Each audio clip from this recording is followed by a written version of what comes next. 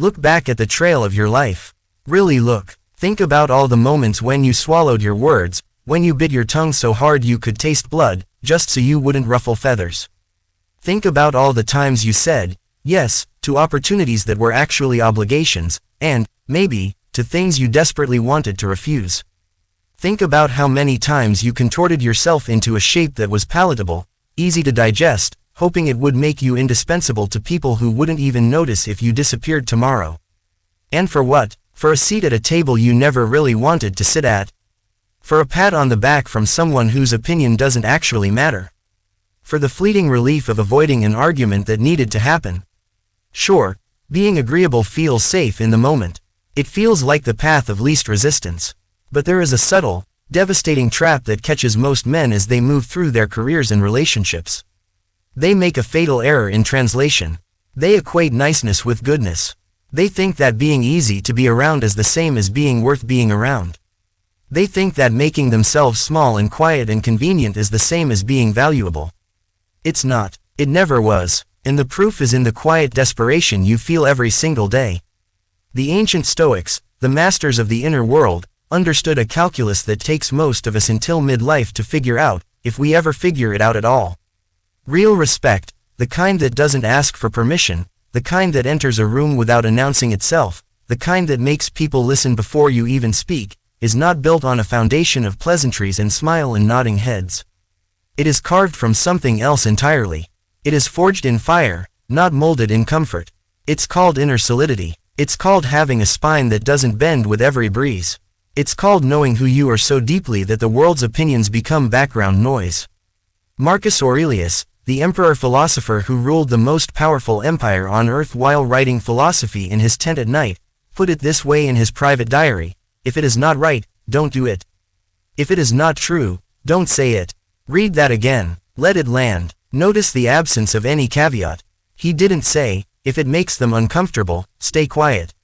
He didn't say, water down your truth to fit the temperature of the room. He didn't say, maybe soften it a little so people don't get upset. He told himself to anchor his entire existence in what is right and what is true, and to let the chips fall where they may. He understood that the moment you compromise your truth for someone else's comfort, you have already lost something you can never get back. Ask yourself a brutal question: who do you actually respect? Not who do you like, not who do you enjoy having a beer with, but who do you genuinely, deeply respect? The friend who always nodded along, who always had the time, who was always fine, and never challenged you? Or the one who looked you in the eye and told you the truth you were running from, even when it stung? The one who held their ground when it would have been easier to cave? The one who made you uncomfortable because they refused to lie to you? That's the gravity we are after. That's the quality that makes a man unforgettable. That's what separates the leaders from the followers. Here is the first pivot the Stoics demand of you: stop performing goodness. Stop acting like a good person. Start actually being one. Start living it. There is a world of difference between a man who acts from a stable, immovable core, who does the right thing because it is right, and a man who is endlessly pleasant because he is terrified. Terrified of disapproval. Terrified of being perceived as difficult. Terrified of the silence that follows a firm no. Terrified of being rejected by people whose approval he doesn't even need. Epictetus, who started life as a slave and ended it as one of the most respected teachers of his era, said it with brutal simplicity: no man is free who is not master of himself. If your temperament changes based on who is in front of you, you are not strong. You are not free. You are just managed. You are a puppet whose strings are pulled by every passing opinion. People might enjoy your company in the moment because you are easy and you make them feel comfortable, but they will never rely on you. They will never trust you with the hard stuff. They will never come to you in a crisis because they sense the floor is hollow.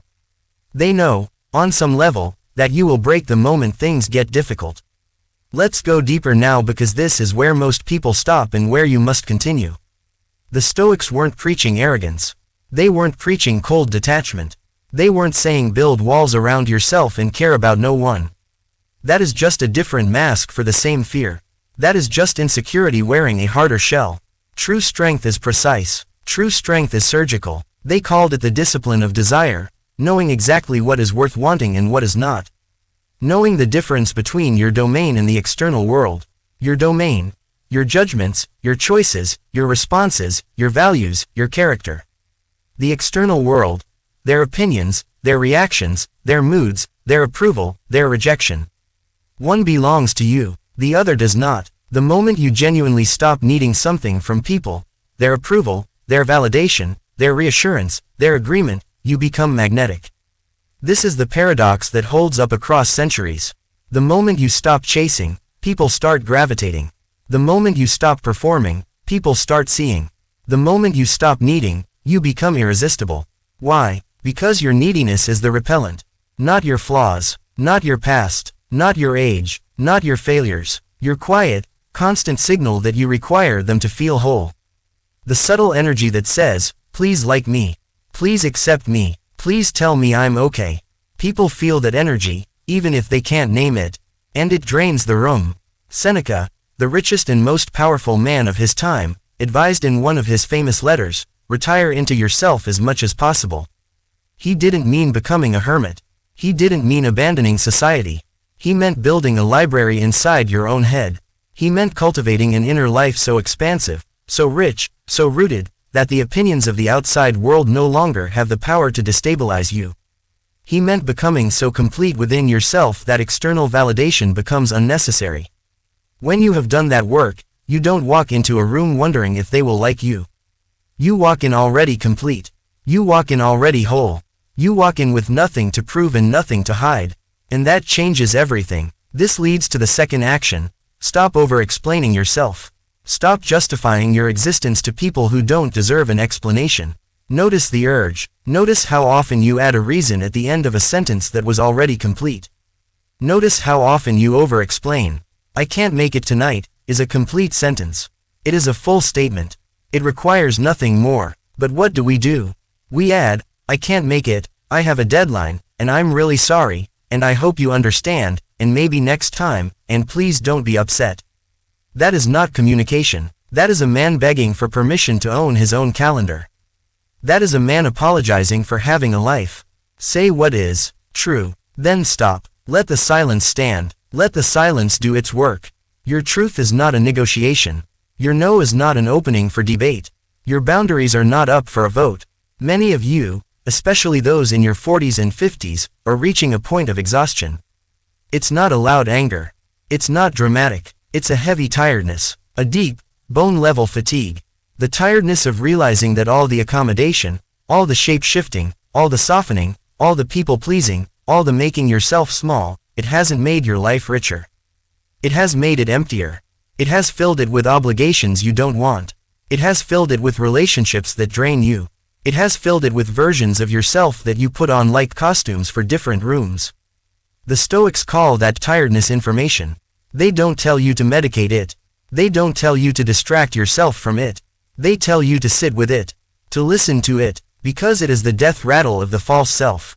It is telling you that you have been building your house on shifting sands. It is telling you that you have been living outward for too long, measuring yourself by what others reflect back at you. And that is an exhausting way to live because the reflection is always changing. People are inconsistent. Circumstances shift. Approval is not a stable foundation for anything. It is quicksand. Divide your life into 2 columns. Draw a line down the middle of a page. Column 1. Your opinions, your values, your choices, your reactions, your judgments, your character, your integrity. This is yours. This belongs to you. No one can take it from you unless you give it away. Column 2. Their judgments, their moods, their approval, their rejection, their opinions of you, their reactions to your choices.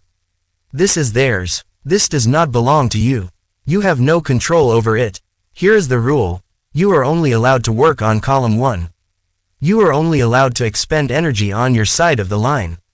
Most men spend the vast majority of their mental and emotional energy on column 2. They replay conversations in their heads, wondering how they came across.